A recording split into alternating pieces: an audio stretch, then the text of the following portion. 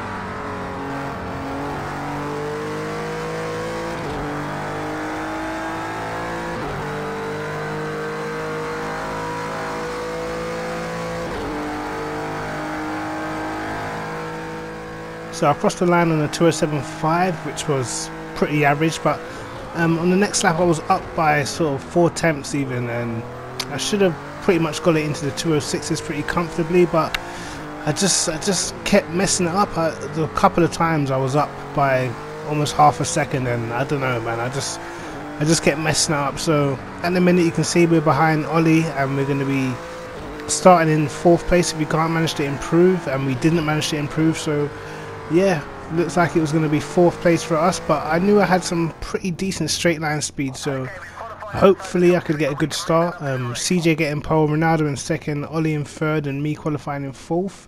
And the Schmid that came in managed to get 5th place in the Porsche, which is a pretty good lap. And yeah, as we always do in AOR with the manual rolling starts, and I was just hoping to keep my nose clean and see how much straight line speed I had compared to the other cars. But in practice I could tell I was I could close up on CJ down the straights, and that's never happened before when we've practiced. So yeah, I was pretty confident about the pace down the straights, but not too sure how the car react through the corners, because obviously in project cars we have this little problem where we practice and the car feels one way, and then we get into a race and it just feels totally different. So I was running a lot less downforce, and wasn't too sure how that was going to transpire in the race, but we get a decent start. But I thought Ronaldo was going to go to the right, but he cuts back to the left, so sort of had to back out of the throttle, and that allows Ollie to take 2nd position. So we're going to have to hold back in 4th place and see if we can catch Ronaldo down the straight, who's in a Lamborghini, which is pretty much the fastest car in the straight line. But obviously with this track being a little bit of altitude, it gives us a bit more power than what he's able to get out of his Lamborghini, but you can see us now in the slipstream really starting to close down. And I think Ronaldo left his car in lean, I'm not too sure, because we've closed down a massive amount down the straight and he's lost quite a massive amount. And for some reason I just missed my braking marker and I braked super late, and Ollie managed to see me coming and I actually get up into second place. Somehow managed to get it stopped, and that was a crazy dive bomb. I didn't even mean to dive bomb him, but I completely missed my braking marker. So yeah, kudos to Ollie for actually seeing us coming, because if not, he would have just got completely T-boned, because I don't know where I was looking, but I just completely missed where I was supposed to brake. But up into second place somehow, the Schmid up into third, so he's managed to capitalize and make up 2 positions as well. So you can see CJ's already got a massive lead, and it's halfway through the first lap, so he's gone into the distance, and I was just sort of hoping and praying that my pace would be the same as it was in practice, but I was only like a few tenths off of CJ in practice, so I thought if I can just get a bit of space, and I should be able to comfortably pull away and stay in second position. But the car, as per usual, just in the race, I mean, normally I get a lot of oversteer, a lot of the rear snapping in corners and stuff like that, but this time it was just pure understeer, and yeah, as per normal, I'm just lost to why the car feels like this. But anywho, we keep pushing on, and I could just tell my straight line speed was crazy, and I'm used to always driving a car that's a bit sluggish down the straight, so I was happy to have the straight line speed, believe me, I was happy to have it. But maybe it came at a consequence of not being able to really attack the corners, but still, most of the overtaking it's done on the straight, so I knew as long as I get some good exits, then I'll be a pretty tough guy to get past. And then you can see now, if you look in the rear view mirror, you can see how much we just pull away. Even when they're in our slipstream, they can't get anywhere near us. We're flying down the straights. And I was really waiting to sort of be able to turn traction control off, because I feel like it does hinder you a little bit in the race, does slow you down a little bit. But the car just didn't feel I don't know, just wasn't enough grip really. You can see I just understeer through corners. Look how much we're getting closed up on going through these corners. It was crazy. I was super shocked. And you can see me there pulling up the menu, just thinking like, have I done something wrong? Have I loaded up the wrong setup? Because it's just baffling sometimes how the car can feel so different. But yeah, it's just one of them things. I don't know. It seems to affect me every race. I think I'm someone who's very sensitive to how the car feels, and I can't just drive through it. It winds me up so much. But anyway, you can see us still carrying on. We've managed to pull a little gap. Ollie's managed to get back into third position. CJ is still obviously pulling away. But I feel like we're putting a little gap on the guys behind and beginning to get more and more comfortable. Just hoping that we can continue this pace. And you can see by now I've turned off traction control. At the start of the race, the car very sketchy, but as we turn off traction control, as we get more comfortable and feel like we can sort of start pumping the laps in, we built up quite a nice little gap. And I was thinking I don't mind having a nice little boring race and getting another second position. Obviously CJ, he's pretty much gone by now, and we're not going to catch him unless he makes a mistake.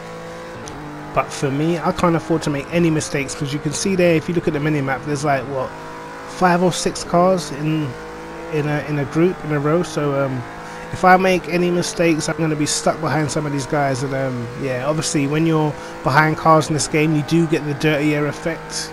I think the effect is a little bit too strong sometimes, because literally your car's just all over the place. But forward into lap 7, you can see I've broken away even more, and Ollie's sort of on our coattails as well. He's managed to break away.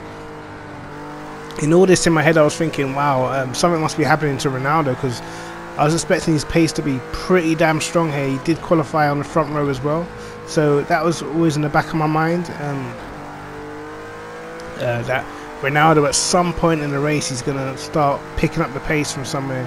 And it was pretty similar to Silverstone, because I remember for the first half of the race he didn't seem to have the pace, but for the second half of the race he seemed to really pick his pace up.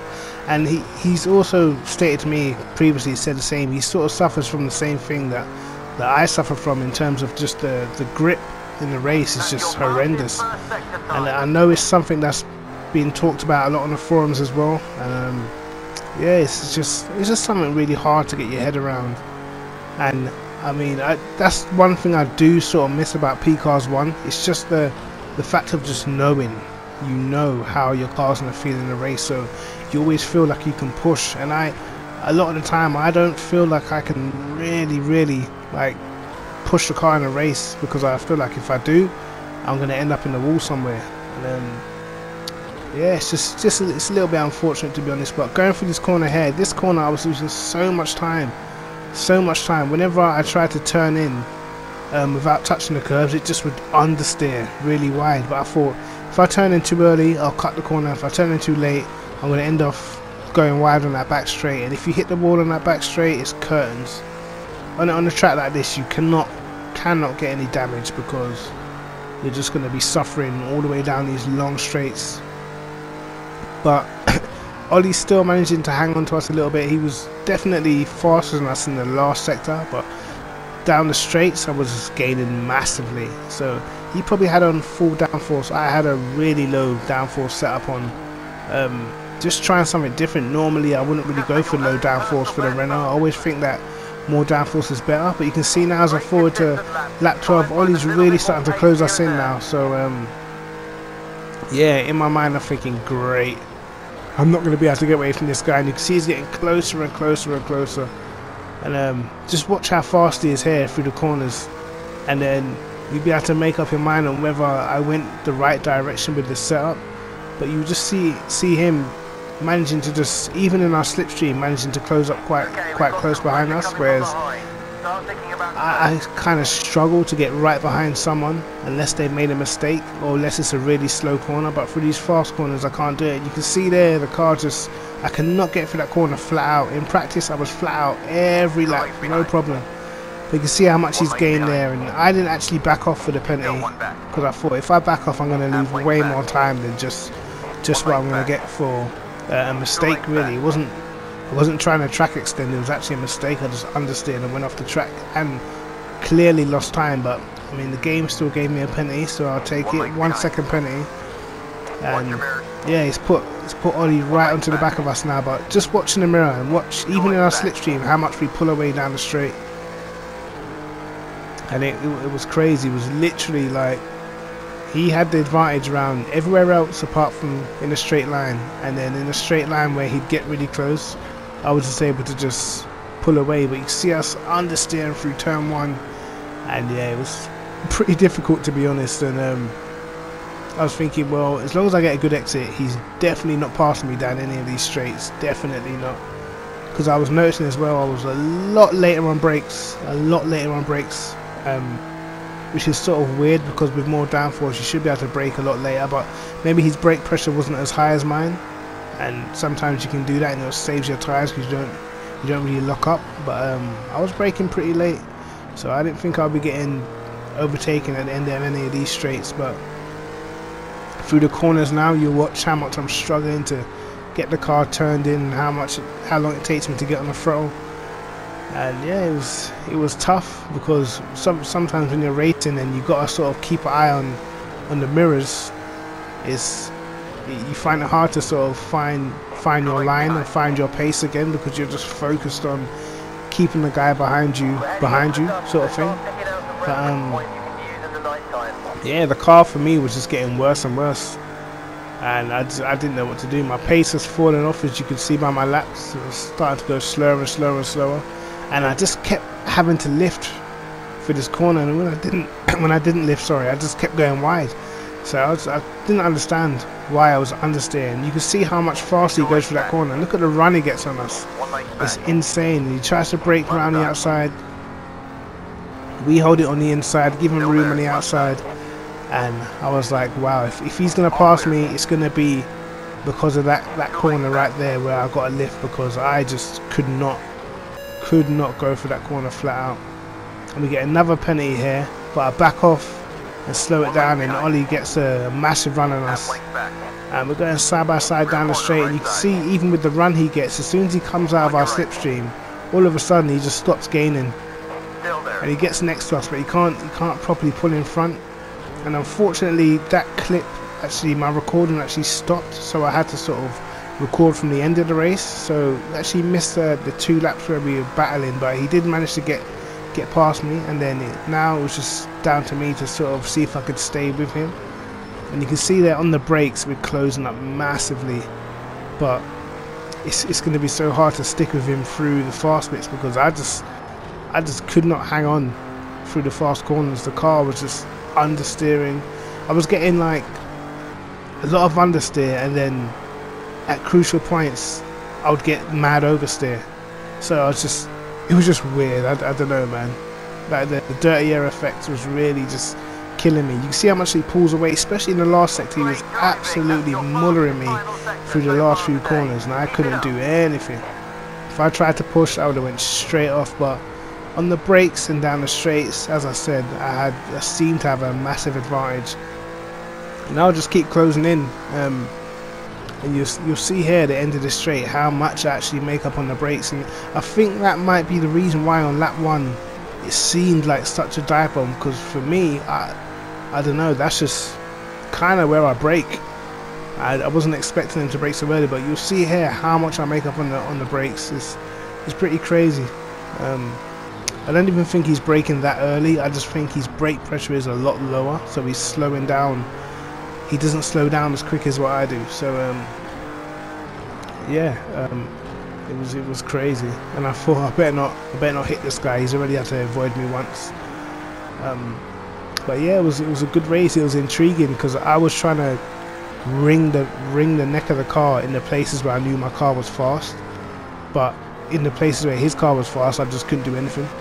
So I was just thinking, please make just one small mistake. That's all it takes. One small mistake heading onto one of the straights, and I'll be right there. But as you'll see now, going through this corner, this was for me just like the worst corner on the track for me. I was having to lift off every lap, and you can see he just pulls away through that section, and I can't do nothing. And these last 2 corners as well, he was definitely after Canada corner, he was definitely seen to be just flat out, easily flat out, when I was a little bit hesitant. And even still behind us, we still got the Schmid and Ronaldo behind us, so we can't even lose focus too much as I go wide. Just as I said, just pure understeer again, and then we have to let off again, and then Ollie gets even further ahead, and now the Schmid is behind us, closing us down. So I was thinking, great, I've got a 1 second penalty, and these guys are right behind me, so that'll be even more places lost. And we managed to break away from the Schmid just a little bit, catch back up to Ollie. The car was feeling like alright when I had a little bit of space, but whenever I got really close to him, it was just awful. But he was still putting in them fast sort of last sectors, last few corners, and it just could not get near at all. And in my head I was thinking, I just need one mistake, please, because I honestly thought if he doesn't make a mistake, there's no way I can catch him, or I can't get close enough to him on the straight. He's just too fast in the last few corners. And I did actually trial like a full downforce setup. I tried it, and I felt like it was comfortable to drive, it was fast to drive, but I felt like I was just losing too much pace. And when I ran my laps and looked at my lap times side by side, low downforce just seemed the way to go. But when the track conditions change and everything just feels different, in hindsight maybe I should have stuck on more downforce, because at least then the car probably would have felt a little bit more stable, and I would have had a little bit more front end. But you can see us having to lift going through this section. Just look how much it gains. It's crazy. And I was pretty much just making all the time back up just on the brakes, and at the end of the straights with the low downforce, but losing mountains of time going through that section. And you can see that the Schmid is still behind us. Ronaldo's dropped back a little bit, but we still know that Ronaldo is quite dangerous. We still know he's got a lot of pace, so can't really count him out of the podium fight just yet. And we come up to lap somebody in the, I think it's that Ferrari. So we're coming up to back markers now. We've only got 9 laps to go at this point.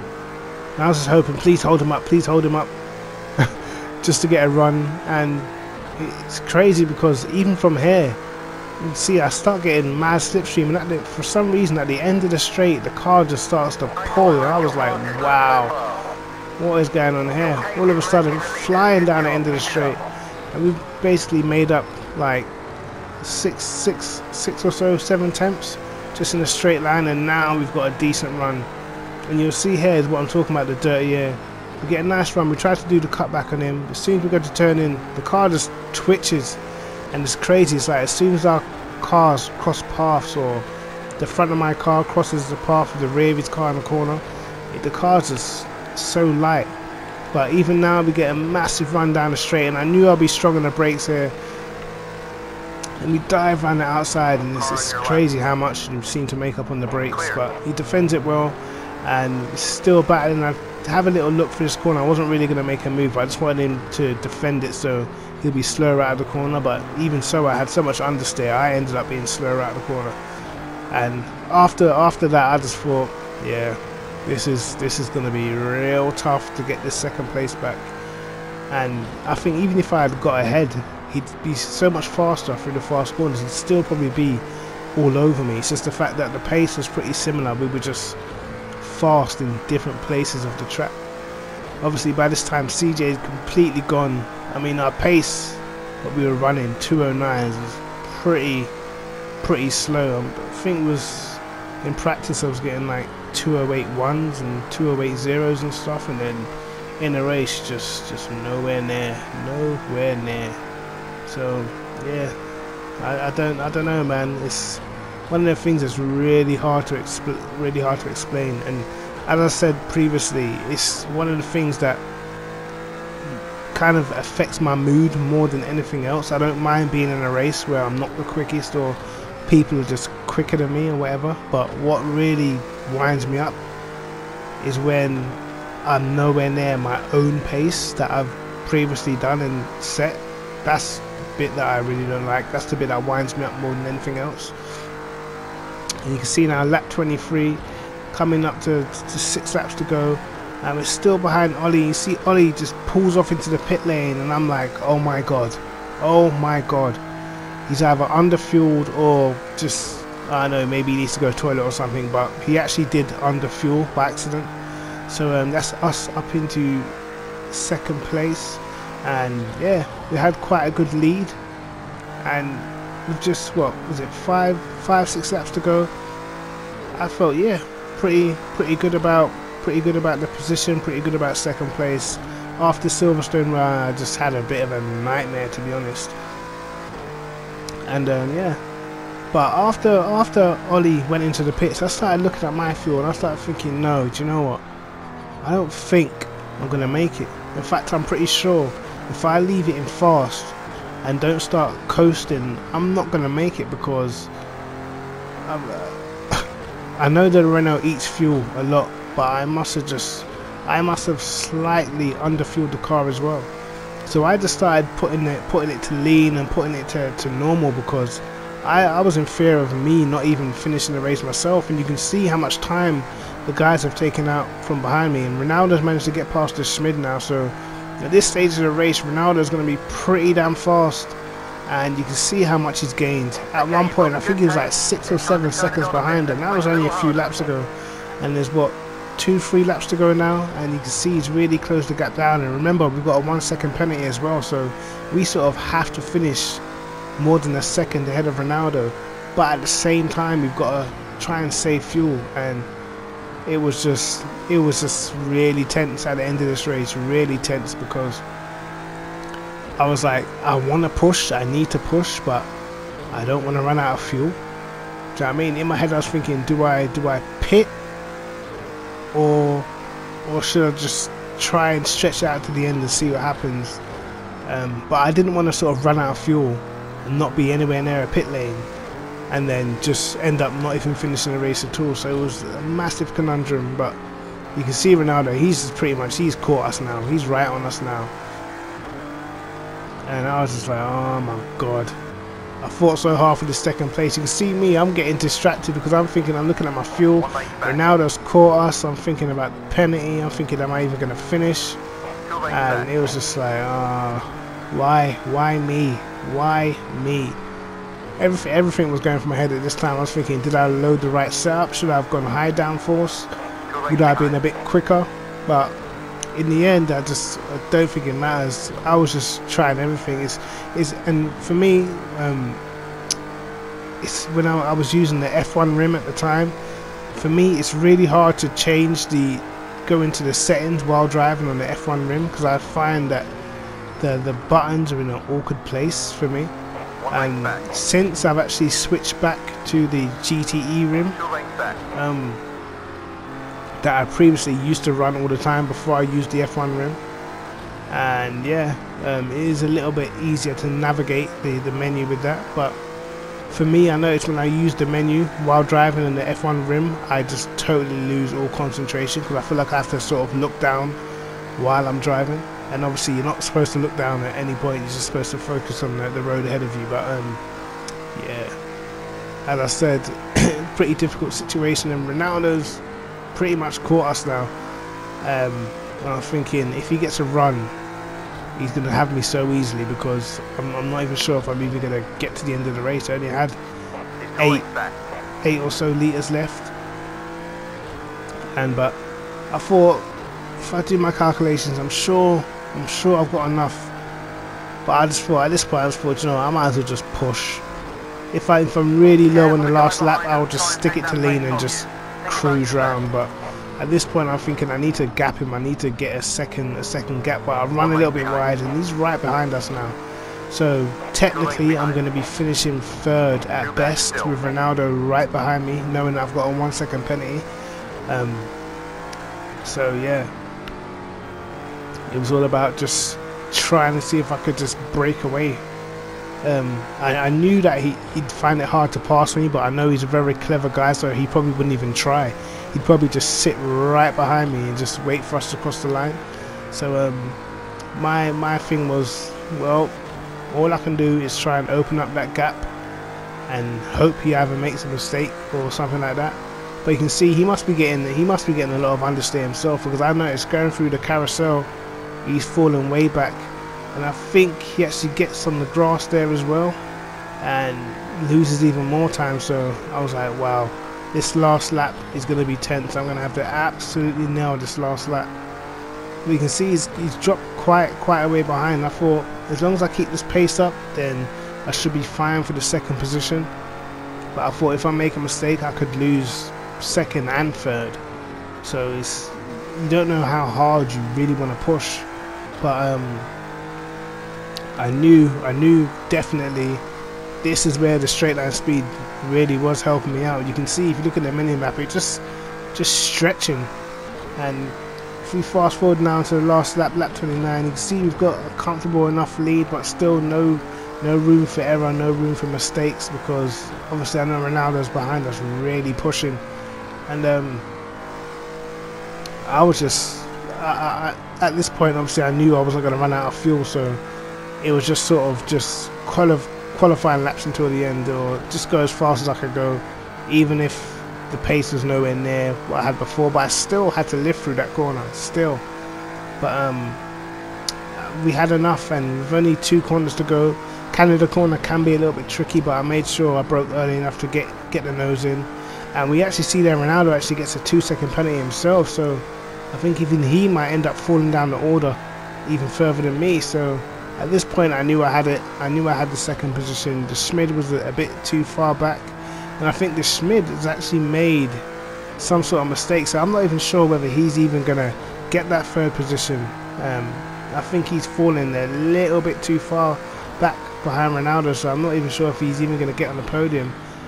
And yeah, in the end, the Schmid only just misses out on the podium, so unlucky for him. But Ronaldo doing a good job to sort of close us down and give us pressure right at the end of the race. CJ wins the race. We finally managed to get back on the podium after Silverstone, and another second position. That's the only, Silverstone was the only race where I didn't finish second. So luckily for me, Ollie had to refuel his car, which prompted us back up into second place. Otherwise it would have been pretty difficult, because honestly the last sector was just impossible. I couldn't do anything about that, anything at all. So yeah, it's pretty difficult, but in the end I was happy with the second, man. I was happy. I qualified fourth. It wasn't I wouldn't say it was an amazing race, but especially at the end where I had to sort of manage things, it was really intriguing. Really, the pressure was on. Do you know what I mean? So yeah, bit weird, the feeling of the car, but in the end we still managed to get our podium position, which is all we can ask for. So yeah, hopefully I can go one bit over the next round, which is at Long Beach, which is a great track. But anyway, it's Cryptic TMG. Like and subscribe, hit the notification bell. Peace.